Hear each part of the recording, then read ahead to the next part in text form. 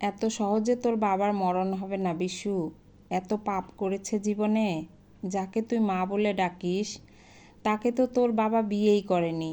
এত বছর ধরে স্বামী স্ত্রী সেজে এই গ্রামে বাস করছে। মানুষের চোখে ধুলো দেওয়া সহজ, কিন্তু ঈশ্বরকে নয়। আর তোর মাও দেখ কেমন কোমর ভেঙে পড়ে আছে। স্বপন কাকুর কথা শুনে বিশু চুপ করে থাকে। কিছু একটা মনে মনে ভাবতে থাকে।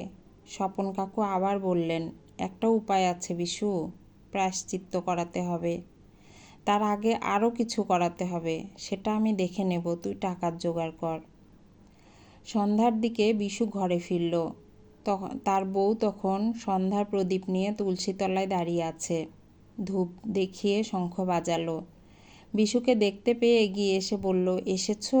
অনেক দেরি হয়ে গেল তোমার। বিশু উঠোন থেকে ঘরের দিকে তাকিয়ে দেখল। তার বউ ছায়া বলল, এখনও শ্বাস চলছে গো বাবার। আমি একটু আগেই মুখে জল দিয়ে এলাম।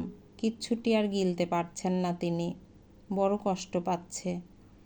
বিশু কিছুক্ষণ উঠোনেই চুপ করে বসে পড়ল। ছায়া এসে পাশে বসল। তারপর বলল, ও বাড়ির মীরার ফোন করেছিল দিদি। বলল কাল আসবে। আমারও তো অসুবিধা হচ্ছে, বাড়িতে দুটো রুগী, সংসার সামলানো। তাও আমাদের ছেলেটা বড় হয়েছে বলে হাতে হাতে একটু সাহায্য করে দেয়। তুমিও সারাদিন মাঠ আর দোকান নিয়ে ব্যস্ত থাকো। বিশু চুপ করে শুনতে থাকে। ছায়া তো খেয়াল করে বলল, মন খারাপ করো না গো, বাবার বয়স হয়েছে।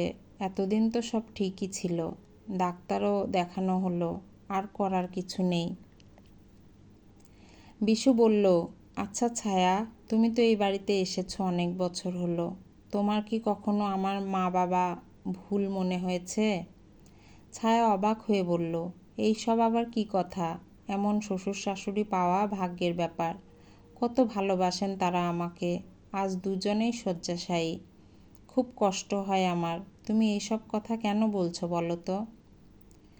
বিশু একটু চুপ করে থেকে বলল, মা আর বাবা বিয়ে করেনি, এত বছর বিয়ে না করে বাস করছে একসাথে।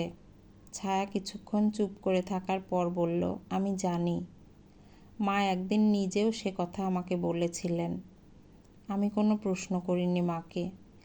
বিশু অবাক হয়ে বলল, তোমাকে মা বলেছিল?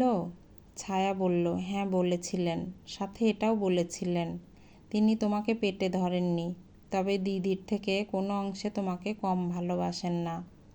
আর আমি তো এত বছর দেখে এসেছি কত ভালোবাসেন তোমাকে। এই সদ্য পাকা বাড়ি করেছে বিশু, 4টি ঘর। একটা ঘরে বাবা থাকেন, একটা ঘরে বিশু আর তার বউ থাকে, আর একটা ঘরে বিশুর ছেলেকে নিয়ে বিশুর মা থাকে, আর একটা ঘর ফাঁকাই থাকে, দিদি এলে সেখানে থাকে। একটা ছোট্ট দোকান আছে বিশুর, মাঠে জমি জমাও আছে, চাষও করে সেখানে। বিশু মাঠে থাকলে দোকান চালাতেন বিশুর বাবা কিংবা মা। বেশ ভালোই দিন কাটছিল। একদিন বিশুর মা পড়ে গিয়ে কোমর ভাঙলেন। শহর থেকে অপারেশন করিয়ে নিয়ে আসা হয়েছে। এমনিতে ঠিকই ছিলেন, কিন্তু যেদিন থেকে বিশুর বাবা অসুস্থ হলেন সেদিন থেকে বিশুর মাও বিছানা নিলেন। এত বছর ধরে দুজন মিলে সংসার করলেও বিশুর দুজনের মধ্যে এক দূরত্ব লক্ষ্য করেছে। তারা কখনো একসাথে রাত কাটাতো না। অনেক প্রশ্ন বিশুর মাথায় ঘুরপাক খাচ্ছে, কিন্তু কার কাছে পাবে সেই উত্তর? তার শুধু মনে আছে সে অনেক ছোট ছিল। তার মা মারা যাবার পর 1 বছর পর তার বাবা এই মাকে নিয়ে এসে বলেছিল, এই দেখ তোর নতুন মাকে নিয়ে এসেছি। বিশু খেলতে খেলতে তাকিয়ে দেখল, সামনে একজন দাঁড়িয়ে আছে। তার হাতে ধরে দাঁড়িয়ে আছে একটা বাচ্চা মেয়ে, যার বয়স বিশুর থেকে একটু বড়। এই মা তাকে কোলে নিয়ে বলেছিল, আমি তোর মা, আর এ হচ্ছে তোর দিদি। তারপর থেকে সুন্দরভাবে জীবন শুরু হয়েছিল, যেন একটা ভরা সংসার তৈরি হলো। বিশু এবার তার মায়ের ঘরে গেল। মা ধীরে ধীরে বলল, এসেছিস বাপ? বিশু তার মায়ের কাছে এসে বসল। মাথায় হাত বোলাতে বোলাতে বলল, তুমি কি করে টের পাও আমি ঘরে এলে? মা চোখ মেলে বলল, গন্ধতে বাপ। সন্তানের গায়ে আলাদা এক গন্ধ থাকে, যা শুধু মায়েরা টের পায়। বিশু মনে মনে ভাবল, আমি তো তোমার পেটের সন্তান নই মা, তাও তুমি এতটা আপন করে নিয়েছো। মা আবার ধীরে ধীরে বলল, তোর বাবা কেমন আছে? বিশু চোখের জল মুছে বলল, ঠিক আছে। মা দেয়ালের দিকে মুখ করে বলল, বড় কষ্ট পাচ্ছে মানুষটা। বিশু বুঝতে পারল মা দেয়ালের দিকে ঘুরে কথাটা বলল, কারণ দেয়ালের ওই পাশে, অর্থাৎ ওই ঘরে বাবা আছে। ছায়া বাইরে থেকে বলল, ওগো শুনছো, দিদি এসেছে। বিশু বাইরে এসে বলল, তোর তো কাল আসার কথা ছিল। বিশুর দিদি মানু বলল, মন মানছিল না ভাই, তাই চলে এলাম। তোরাও তো একা একা সব সামলাচ্ছিস, ছায়ারও কষ্ট হচ্ছে। ছায়া বলল, দিদি ঘরে এসো তো আগে। মানু আগে তার বাবাকে গিয়ে দেখে এলো। বাইরে বেরিয়ে এসে কাঁদতে কাঁদতে বলল, আজ রাতটা পেরোবে না রে ভাই। বিশু তার দিদিকে এবার মায়ের কাছে নিয়ে গেল। মা ধীরে ধীরে বলল, মানু এসেছিস, ভালো করেছিস, সবাই একসাথে থাক, কখন যে কি হয়। মানু এসে তার মায়ের পাশে বসলো। তারপর বলল, তুমি এত কথা বলো না মা, একটু চুপ করে শুয়ে থাকো, না হলে আবার কোমরের ব্যথাটা বাড়বে। মা বলল, আজ একটু কথা বলতে দে, অনেক কিছু বলার আছে তোদের। বৌমাকে ডাক, সেও এখানেই থাকুক।